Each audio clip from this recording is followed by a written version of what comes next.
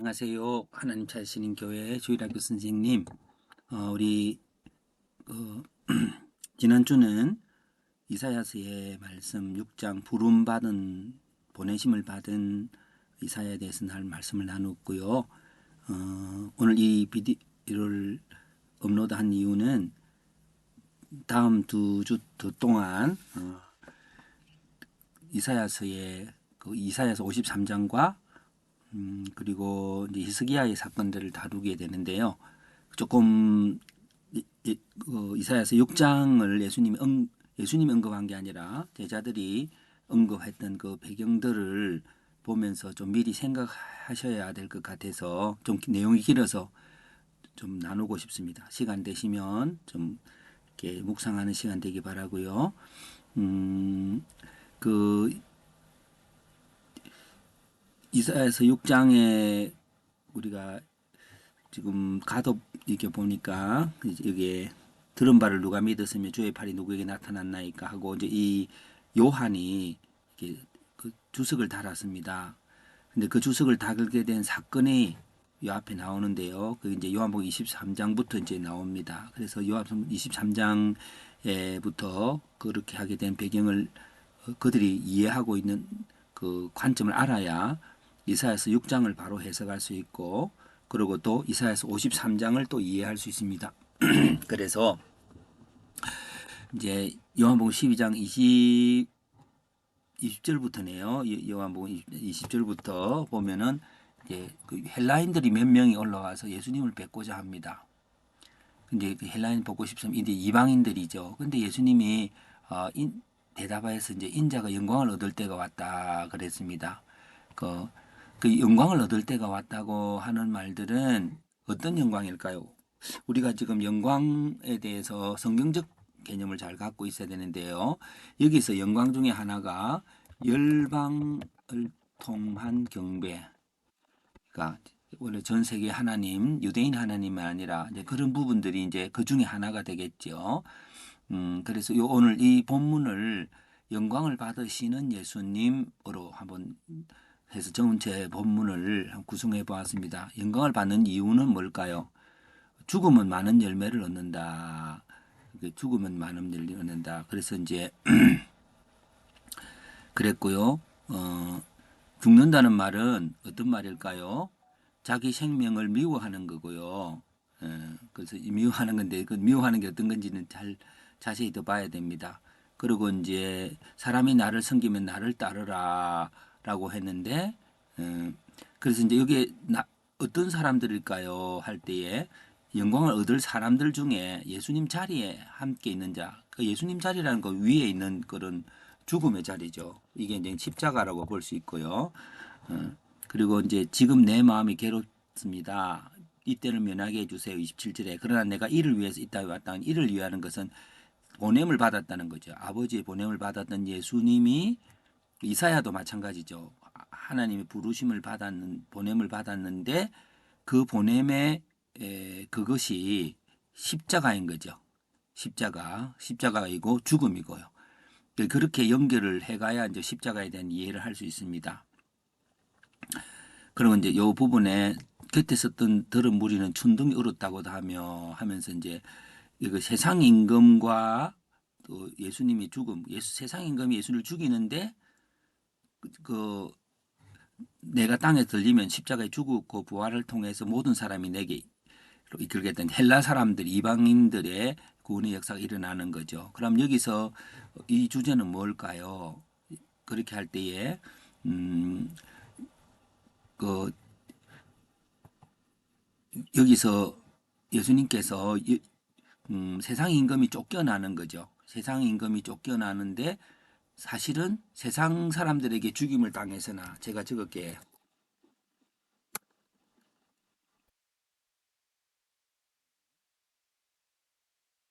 조금 줄입시다.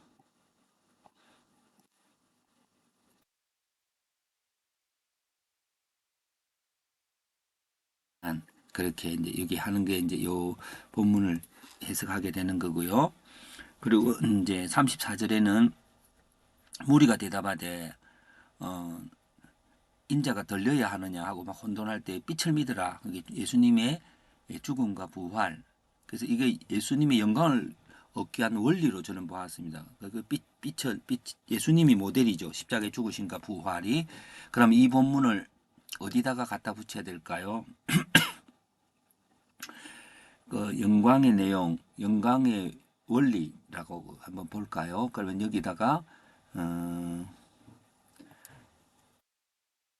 그냥 이렇게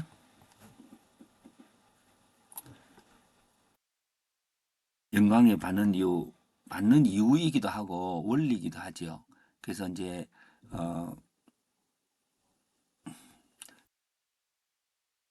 이렇게 하는 것도 좋겠습니다. 예. 이렇게 해서 예수님이 빛이시죠. 그게 죽음이긴 하지만 또 그것이 진리이기 때문에요. 진리, 빛이신 진리. 이게 대진리로 나타나고 있습니다. 그래서 그 죽으심과 부활이 대진리가 되는 것이고, 그리고 이제 여기서 37절은 이제 이사야서의 예언을 언급하고 있습니다. 요한이. 예, 그러면은 구약의 예, 요거는 이제 바로 여기로 이제 이렇게 구약의 예가 여기가 되겠습니다. 자, 오늘 지난 시간에 했던 이사야서 6장의 그 말들을 이렇게 하면서 결국 포인트를 해봅시다. 이사야가 이제 오늘 그 하나님이 열매를 맺는 과정, 열매를 맺는 그 과정들은 이사야인데요. 이사야가 이제 일종의 예수님의 역할이 되는 거잖아요. 예수님과 같은 모델이 되죠. 그 예수님과 같은 모델은 정체성이 뭐냐면 보냄을 받은 자예요. 받은 자. 근데 보냄을 받는데 이 보냄을 받는 자가 어떤 일이 일어납니까? 제단 숯불로 정결하게 됨. 이게 첫째고요. 먼저 그리고 이제 그 앞에 이게 하나님의 영광을 봅니다. 이게 하나님의 영광을 보는 거죠. 자, 조금 더 당겨 봅시다. 지난 시간에 했던 것 정리를 해야 되는 거예요. 예, 하나님의 영광을 봄. 지금 이 영광이 나오고 있잖아요. 근데 거기에서 하나님의 영광을 보는데 제단 수풀에 정결하게 되고 보냄을 받으며. 그 보냄을 받는 사람들의 조건이 아까 말했듯이 죽음을 말하는 거죠. 예, 가서 못 알아듣는다 할 때, 그 못 알아듣구나. 그러면 그냥, 듣는 사람 해가지고, 그냥, 앵무새처럼 소리 지르다가 오면 되겠구나. 그거 아니고, 지금 여기에서 예수님께서 지금 이사야서에 있는 그 보냄을 받은 자로서 좀 정확하게 어떻게 할 건가를 말하고 있습니다. 그래서 이제 오늘 이 죽음들을, 이거하고 이제 연결해 볼 수 있는 거죠. 예.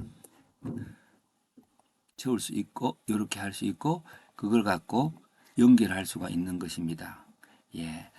그래서 이제 하늘의 미랄이 땅에 떨어지면 그럼 결국 보냄을 받은 자가 죽음을 받고 그러고 나서 이제 보냄을 받았고 그 보냄의 결과가 열매가 뭘까요?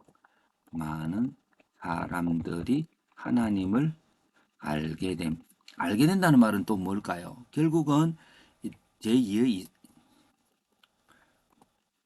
이사야의 탄생과 같은 또 하나님의 거룩함을 경험하고 보냄을 받는 자로 태어나는 이게 이제 하나님이 이사야에게 보내주셨고 예수님도 그런 모습으로 보게 되는 겁니다. 오늘 이런 부분에 대한 인식을 하고 난 다음에 이사야서 53장의 위치는 과연 죽음이 어떤 죽음이냐 이게 이제 오늘 다음 주에 해야 할 문제입니다. 그래서 이 예수님께서 그 고난 당하셨던 그 모습들이 그냥 육체적 죽음을 그냥 확 죽어버리는 그런 게 아니고 그 죽음의 디테일한 상황들을 이사야서 53장을 이제 나누게 되기 때문에 그런 전체적인 배경이 이사야서 6장과 어떻게 연결되는 것을 보기를 원합니다.